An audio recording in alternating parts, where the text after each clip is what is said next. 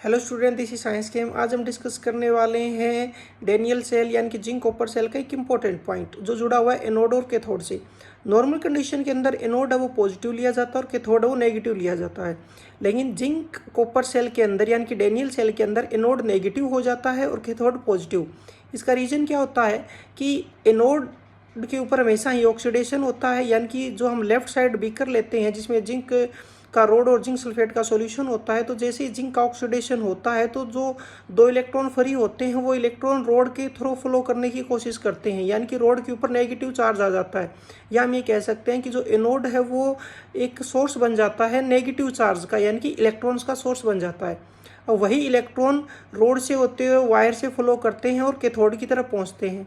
और जैसे ही कैथोड के आसपास इलेक्ट्रॉन पहुंचता है तो जो सेकंड बीकर होता है जिसमें हमने कॉपर सल्फेट का सॉल्यूशन लिया होता है, तो उसमें से कॉपर 2 पॉजिटिव है वो कैथोड की तरफ अट्रैक्ट होता है, यानी कि कैथोड एक सोर्स बन जाता है कॉपर 2 पॉजिटिव यानी कि पॉजिटिव आयन का। तो एनोड नेगेटिव हुआ क्योंकि वो सोर्स बन गया नेगेटिव चार्ज का, और कैथोड पॉजिटिव हो गया क्योंकि वो सोर्स बन गया पॉजिटिव चार्ज का। इसकी वजह से ये साइन अपोजिट हो जाते हैं। Thank you for watching.